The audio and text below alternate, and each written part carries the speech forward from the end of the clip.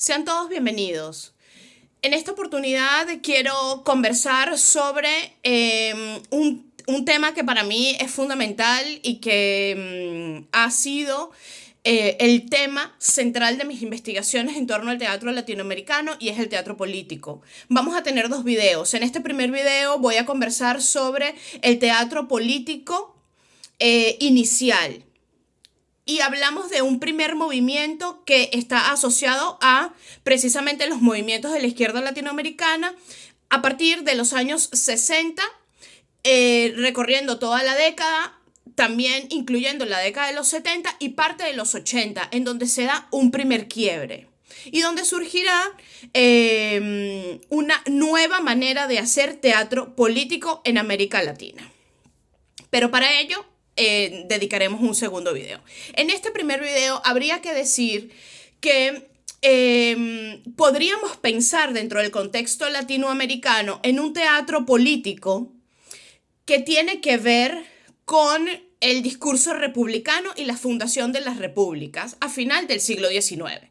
Pero dentro del contexto de producción teatral, el teatro político se asocia a movimientos políticos desde un punto de vista del teatro moderno. Entonces estamos hablando de la fundación de esa segunda modernidad teatral en muchos países del contexto latinoamericano.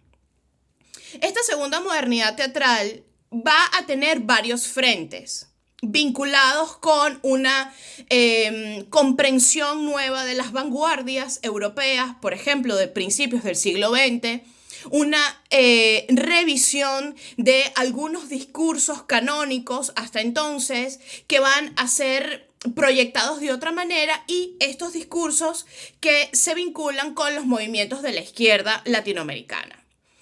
Tenemos que diferenciar el teatro político o lo político de la política. Es decir, todo teatro es político en la medida en que es público, es decir, en el que el teatro está al servicio de la polis, en un sentido amplio de lo que esto puede significar. Pero en el contexto latinoamericano, el teatro político ha sido un instrumento que busca la transformación social. Es decir, el teatro político latinoamericano, esta primera fase del teatro político latinoamericano, que como bien decía antes, abarca desde los años 60 hasta mediados de los años 80, va a constituir una herramienta que busca la transformación social a partir de la transformación del espectador que se enfrenta a el discurso teatral. Ese discurso teatral que transpone una mentalidad y una ideología muy clara y muy concreta, que busca además hacer del espectador un sujeto crítico de su propio contexto. Es decir, la obra de teatro funciona como un catalizador para la crítica social. Pareciera que todo el teatro en general pudiera hablar sobre esto y pudiéramos tener esta perspectiva para evaluar diversos momentos de la historia, no solo del teatro latinoamericano o de lo que conocemos como teatro político en América Latina, sino del teatro en general.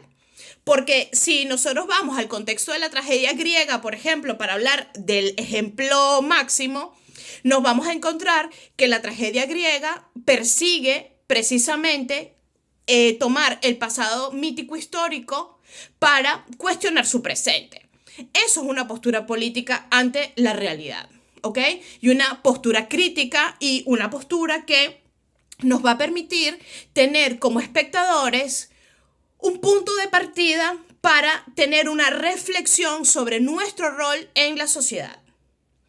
El teatro entonces en América Latina, a partir de los años 60, va a sufrir ese cambio. Es decir, nos vamos a separar o va a dejar de producirse en una medida importante discursos como el sainete, por ejemplo, que dominaron la escena durante muchos años, por lo menos la primera mitad del siglo XX. El sainete, el realismo, más vinculado hacia el teatro de corte burgués, y vamos entonces a ir a una búsqueda y una exploración de la realidad concreta de las minorías o grupos marginados dentro del contexto sociocultural. Ahora bien, vamos a encontrar 3 hitos. A mí me parece que son fundamentales para comprender esta historia del teatro político en América Latina. No quiere decir que no haya habido otros movimientos, pero que esos otros movimientos son sucedáneos de esto de lo que hoy les hablaré. En primer lugar, habría que hablar de Augusto Boal. Es decir, Augusto Boal va a ser un autor que va a proponer un teatro didáctico a la manera de Brecht, ¿ok? Pero hay un segmento de su teatro y de su propuesta dramática y de creación teatral que tiene que ver con eso que se ha denominado el teatro invisible. Ese teatro invisible supone una acción casi guerrillera, es decir, se hace teatro en un contexto donde el teatro no se entiende. ¿Por qué? Porque la escena se coloca dentro de un contexto real. Es decir, vamos a incorporar un elemento escénico y una realidad escénica en un espacio no escénico para poder intervenir en la realidad de quien atestigua ese instante y que se convierte en espectador sin saberlo. Muchos de estos experimentos se llevaron a cabo y este es uno de los ejes fundamentales de una práctica performativa dentro de América Latina que tiene que ver precisamente con esa acción guerrillera. ¿Cómo es una acción guerrillera? Aparece y desaparece. Y esa aparición lo que busca es la transformación del sujeto que mira, que en este caso es un espectador, que es un transeúnte, por ejemplo, o alguien que está en una cafetería, o alguien que está en un centro comercial, o alguien que está cruzando una calle. Es decir, el espacio público se convierte en un escenario, pero es un escenario en el que la realidad es intervenida. ¿Y qué es lo que se busca? No solo la transformación del sujeto que mira, sino que este sujeto se convierta en un agente que propague esta crítica, un agente multiplicador del mensaje. A partir de esto, y de las teorías brechtianas, que son las que van a dar un vuelco a el teatro latinoamericano a partir de los años 60, nosotros vamos a encontrar entonces que hay agrupaciones, por ejemplo, como el Teatro Experimental de Cali o el Teatro de la Candelaria, que ambas agrupaciones son colombianas, van a proponer un tipo de teatro en donde el rol del autor se va a comenzar a modificar, va a empezar a ser desplazado para apostar a un proceso de colectivización del teatro. Y esto se va a conocer como la creación colectiva. En la creación colectiva, Santiago García, que es uno de sus exponentes fundamentales y que además es una de las figuras más relevantes del teatro latinoamericano del siglo XX, decía que ellos no tenían una metodología de trabajo, ¿no? Pero realmente sí tienen una metodología de trabajo porque hay unos pasos para seguir. Y cuando uno tiene esa sistematización del trabajo, pues eso constituye de una manera u otra una metodología. En la que muchas veces suponía un trabajo de campo en el que los actores se iban a poblados y comunidades fuera de las ciudades o dentro de las ciudades, pero en sectores marginales, en los que se atendían y se recogían los testimonios de los habitantes de estos lugares que contaban sus problemas, que contaban cuáles eran las necesidades que pasaban, y a partir de allí se hacía una experiencia en la que esos documentos, esos testimonios que se habían recogido, formaban parte de un proceso de creación.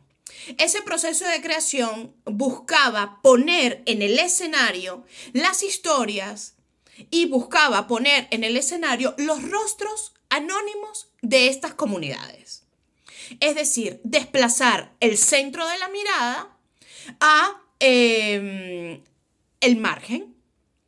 Es decir, ir del centro a la periferia, haciendo que la periferia se convierta en un escenario central. Es decir, darle voz a quien no ha tenido voz y no ha sido representado más allá de los estereotipos en el teatro hegemónico hasta entonces y en los discursos oficiales.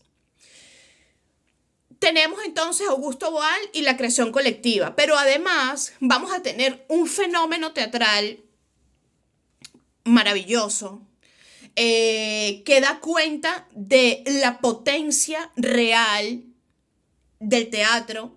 Y a veces esto puede sonar un poco romántico cuando uno lo dice, pero ciertamente Teatro Abierto fue ese fenómeno. Fue ese fenómeno que a quienes creemos que el teatro puede ser un instrumento de transformación social, nos da fe de ello y también nos da esperanza, ¿no? De alguna manera. Y voy a hablar de la primera experiencia de Teatro Abierto de 1980, porque Teatro Abierto funcionó durante 5 años, pero creo que los 2 primeros años fueron los que generaron un impacto real en la sociedad. Luego esto fue transformándose por la propia dinámica del fenómeno y del movimiento. Como sucede con todo, comienza un proceso de institucionalización que, bueno, hace que el origen y el germen se modifiquen y cambien y se conviertan en otra cosa, que es un asunto que sucede con todo lo que surge como rompedor. Es decir, lo que surge como movimiento dentro de las artes, lo que surge como un movimiento que propone una transgresión, una vez que esa transgresión se da, entonces pasa al territorio de o a la disolución definitiva,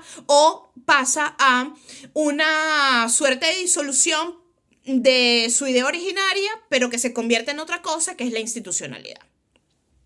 Eso pasó clarísimamente con las vanguardias. Una vez que estos movimientos dejan de ser rompedores y vanguardistas, se convierten en oficiales. ¿Por qué? Porque entonces el rumbo de los discursos y de las artes van en esa dirección.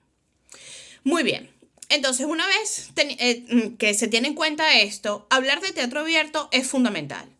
Hablar de teatro abierto, que es una experiencia de teatro que se da en la Argentina, en el año 1980, dentro del contexto del proceso de reorganización nacional, que es la dictadura militar.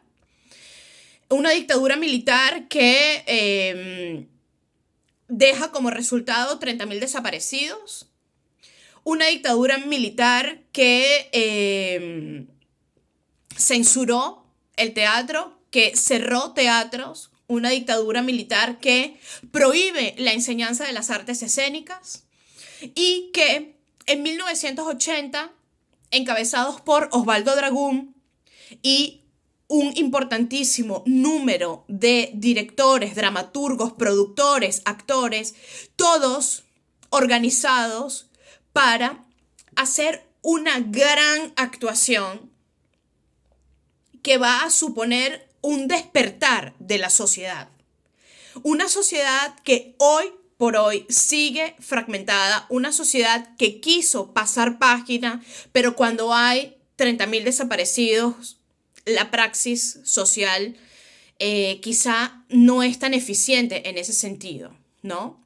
Y creo que esto no hay que perderlo de vista, porque hoy por hoy, y en ese segundo video del que les hablaba al principio, en donde hablaremos del nuevo teatro político en América Latina, tendré que decir, y adelanto, que hay que hablar precisamente de esos autores que todavía ponen voz a este conflicto, que es un conflicto que está vivo, porque aunque haya habido un gran pacto nacional en el que se dio una amnistía y que luego esa amnistía se rompe para poder llevar a juicio a los criminales de la dictadura, pues entonces esa herida sigue viva y sigue abierta. Y está allí. Y eso hay autores a los que le preocupa y hay autores que se han convertido en la voz de esos que están buscando justicia.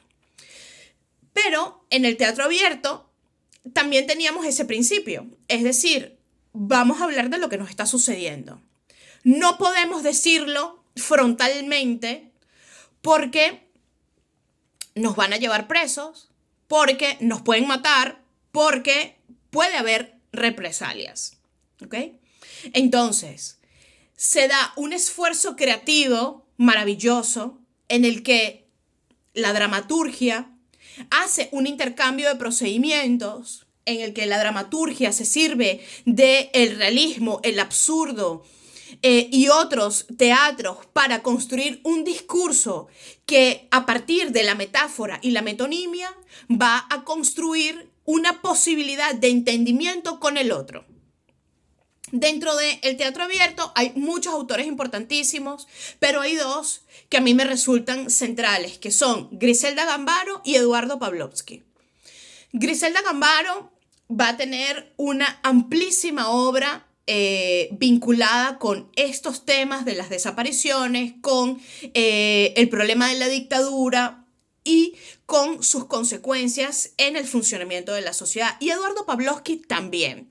Pero hay algo en la obra de Eduardo Pavlovsky que a mí me resulta interesantísimo y que creo que es fundamental para comprender algunos procesos. Y es esto que se ha denominado el régimen de afectación del otro.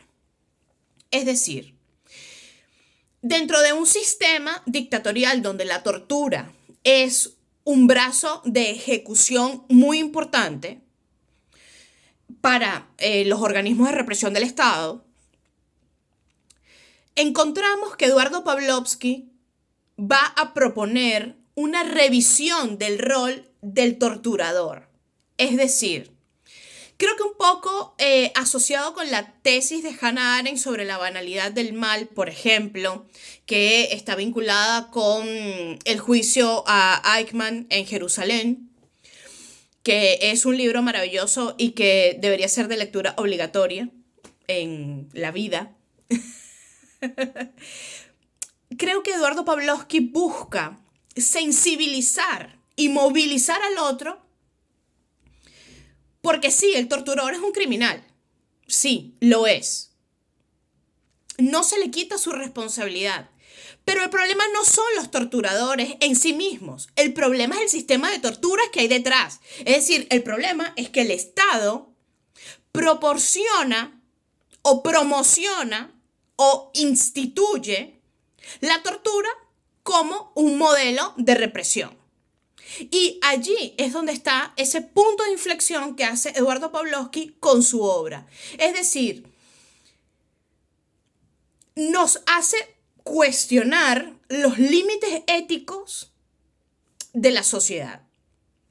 Y creo que esto es muy, muy, muy interesante y que además propone una revisión del sistema totalitario en sí mismo, más allá de quiénes son los que ejecutan las acciones, porque esos tendrán sus responsabilidades civiles y penales y tendrán que pagar por sus crímenes, porque ellos ejecutaron la acción. Pero, ¿qué es lo que sucede detrás de ellos? ¿Cómo es que una sociedad se convierte en una sociedad totalitaria, una sociedad que se hace de la vista gorda frente a los desmanes del poder, que masacra a su gente? Es decir, en el teatro que se presenta a partir del teatro abierto, del movimiento de teatro abierto, vamos a encontrar un cuestionamiento a la propia sociedad y a la responsabilidad de todos los factores intervinientes en el conjunto social. Es decir, nosotros formamos parte de ello. También somos cómplices, porque el silencio nos hace cómplices. Y en un sistema como ese, que se instauró en la dictadura militar, y hay otras experiencias en América Latina, como la dictadura de Pinochet, por ejemplo, en donde el miedo es el instrumento central. Es decir, yo no sé si mi vecino es un torturador. Yo no sé con quién puedo hablar de lo que pienso. Y entonces se hace el silencio. ¿Por qué? Porque tengo que replegarme hacia mi interior. Hay un ensimismamiento del individuo por miedo a sufrir una tortura, a sufrir una detención, a que lo desaparezcan y que finalmente lo maten. ¿Vale? Entonces, vamos a encontrar que hay una serie de factores y una serie de elementos dentro del teatro argentino de este periodo que dan cuenta de esa realidad que vive la sociedad argentina. Al menos desde el lugar de las víctimas y desde el lugar de quienes han sufrido los abusos del poder y que llevan consigo las consecuencias de ello. Porque hubo sobrevivientes, pero hay unos 30.000 desaparecidos todavía. Y gente que no se va a encontrar probablemente, aunque la esperanza es que se haga justicia. Más allá de encontrar el cuerpo, es saber lo que ha sucedido con estas personas. Y creo que entonces Teatro Abierto despertó la conciencia de un país. Teatro Abierto apuntó a ese despertar, apuntó a la búsqueda de una transformación que quizá iba a ser discreta por las propias condiciones en las que ellos vivían. Pero saber que no estás solo, creo que es el mayor triunfo. Saber que hay gente que también está apostando por la búsqueda de la justicia, creo que eso da esperanza. Y, por último, creo que el teatro político en América Latina ha sido uno de esos baluartes de la esperanza para quienes buscan justicia, para quienes se han sentido y han estado al margen de la sociedad. Y creo que ese desplazamiento de la mirada, de convertir al margen en centro, es una constante dentro de toda esta producción que va a mantenerse de una manera u otra en un discurso transformado y que apunta en otras direcciones porque es un discurso más atomizado en el teatro político que se hará a partir de los años 80. Espero que este panorama histórico brevísimo les haya gustado y los invito para escuchar y ver el próximo video sobre el nuevo teatro político en América Latina, que es el teatro contemporáneo que al que estamos asistiendo hoy por hoy. Gracias.